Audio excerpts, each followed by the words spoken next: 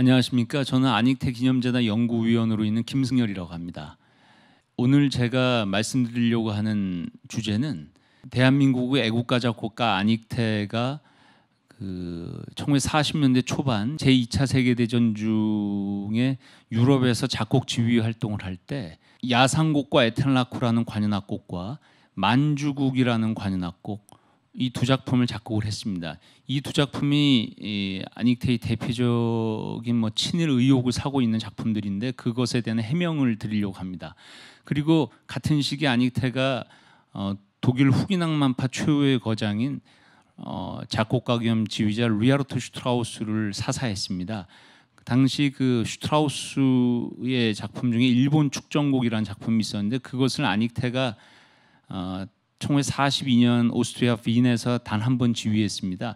이것 또한 안익태가 그 친일 의혹을 사고 있는 부분인데요. 이 부분에 대해서도 제가 좀 해명을 드리고자 합니다. 3년 전 제가 입수한 귀한 책이 한 권 있습니다.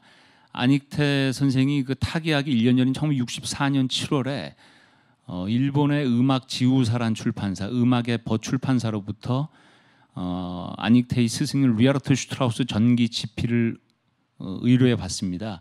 그 결과 나온 책이 이 안익태와 일본인 문필가 야기히로시 공저 형식으로 나온 주저자는 안익태입니다. 리하르트 슈트라우스 전기라는 1964년도 책이 있습니다. 이 책을 제가 3년 전에 입수를 했습니다. 초판을. 이 책이 올 겨울에 최초로 국내에서 출간 예정에 있습니다. 제가 감수자 형식으로 참여를 했는데요. 이 책에 이런 부분이 있습니다. 마치 안익태의 육성을 듣는 듯한 부분입니다. 슈트라우스의 일본 축전곡에 대한 안익태의 견해가 그것입니다.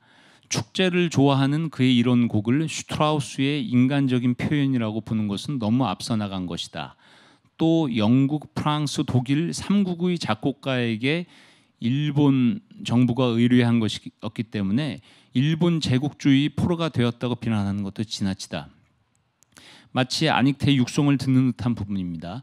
즉 안익태는 본인의 스승 리하르트 슈트라우스가 이 작품을 일본 제국주의의 포로가 되어서 쓴 것도 아니고 슈트라우스의 인간적 감상이 심도 있게 표명된 작품도 아니라고 보고 있습니다. 사실 슈트라우스는 이 작품을 제2차 세계대전 전후로 밀접해진 독일과 일본의 우호 관계를 기념하는 의미에서 일본 정부로부터 위촉받았으나 작곡을 썩 내켜 하지 않았던 것으로 전해집니다. 14분 제가 이 작품 그 음반을 CD를 2장 소장하고 있습니다. 그 2장 CD가 그 음질은 좋지 않습니다만 14분 전후의 전체 러닝 타임 속에 표제인 일본 축전곡이라는 그 표제를 제외하면 일본적이라고 인식할 만한 선율이나 모티브는 전혀 등장하지 않습니다.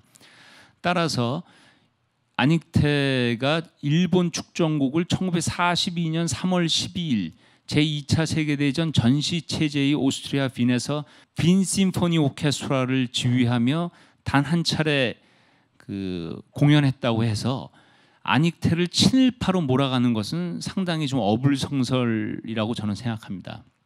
일본 축전곡의 원래 제목은 일본 기원 2600년을 경축하는 축하곡 이런 뜻인데 이거를 이제 축약해서 흔히 일본 축전곡이라고 부르고 있습니다. 근데 이제 제 주위에 보면 슈트라우스 일본 축전곡이라고 말씀하시는 분들은 많지만 정작 이 작품을 들어보신 분은 제가 아직까지 보지 못했습니다.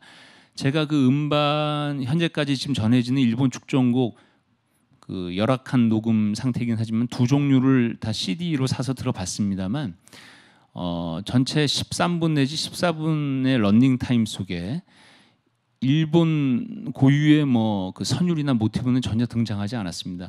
리하르트 슈트라우스도 그 지인인 당시 그 오스트리아의 유명 지휘자 클레멘스 크라우스에게 보낸 1940년 2월 20일자의 편지에서 일본 정부로부터 위촉받은 이 일본 축전곡을 지금 작곡 중인데 그 억지로 지금 내 머릿속에서 일본적인 영감을 쥐어 짜내느라 지금 상당히 고생하고 있다. 이런 지금 투덜을 하고 있는 그 편지가 있습니다.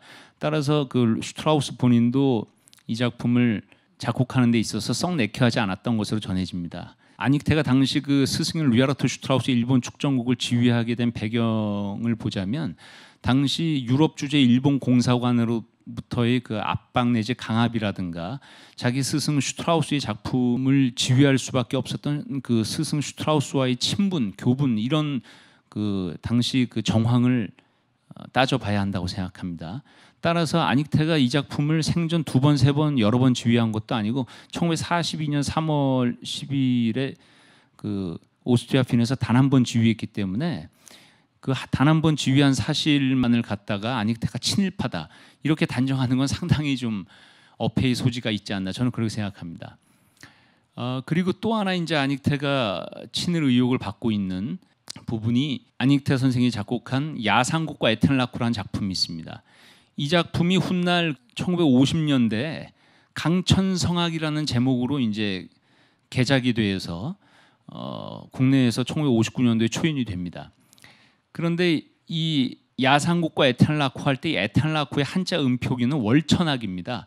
이 월천악의 월이 넘을 월자고 하늘 천자의 음악학자인데 하늘을 넘어온 음악이란 뜻이죠.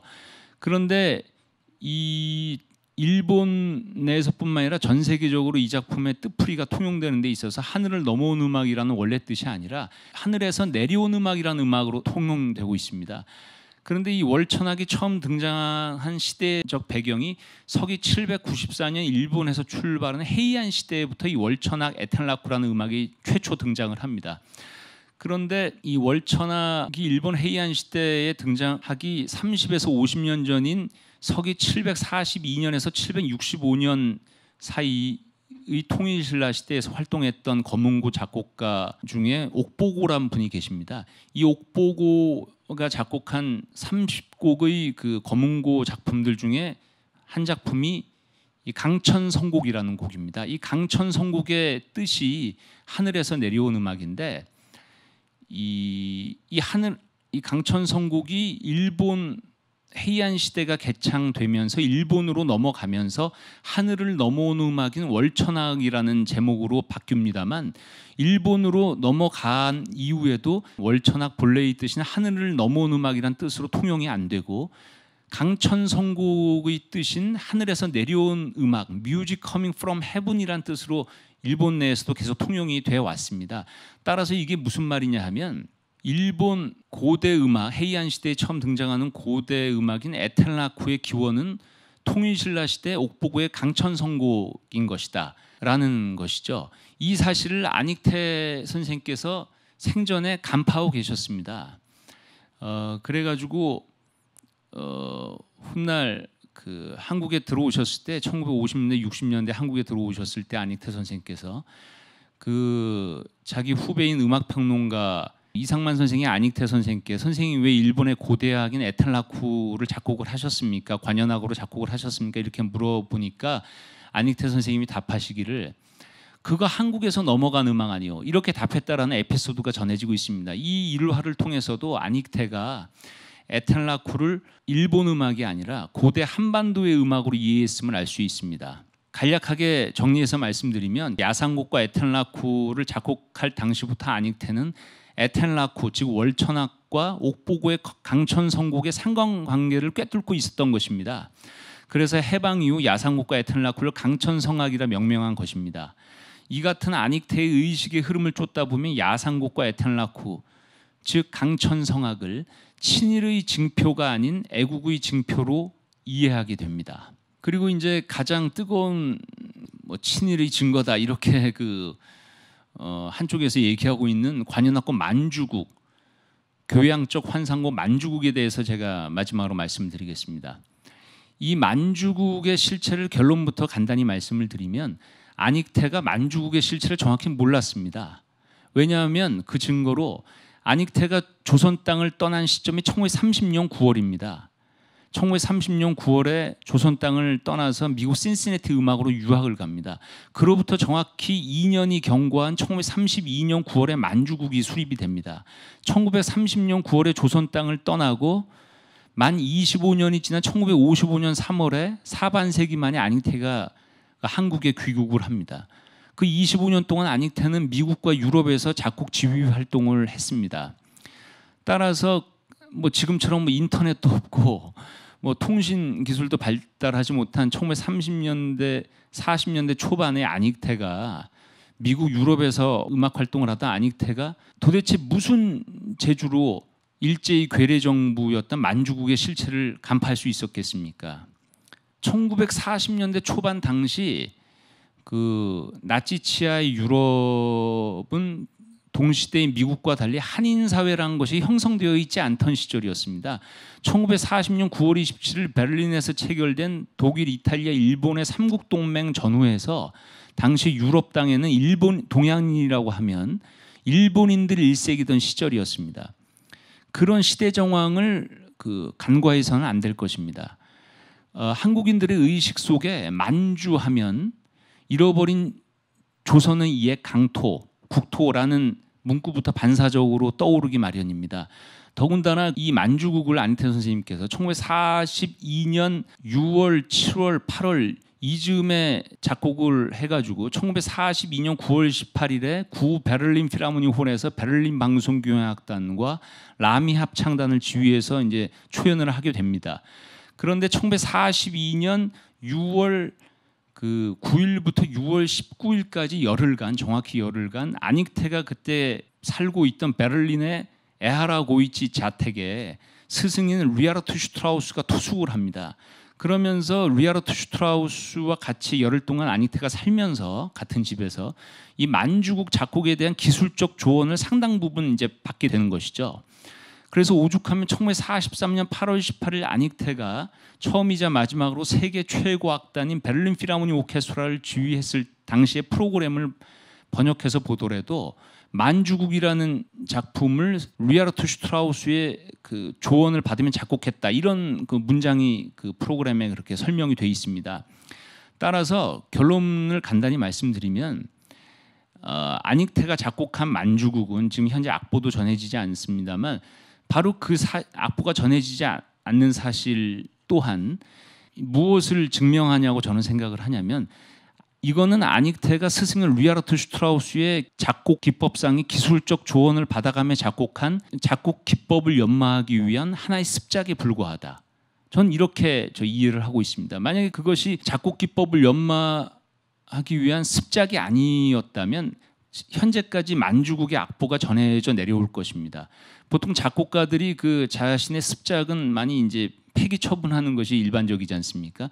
그런 맥락에서 이 만주국은 안익태의 어떤 그 궁극의 영혼이 담긴 그런 하나의 심오한 자신의 레퍼토리 작품이었다기보다는 말 그대로 스승인 리하르트 슈트라우스의 조언을 받아들여 완성한 하나의 습작에 불과하다.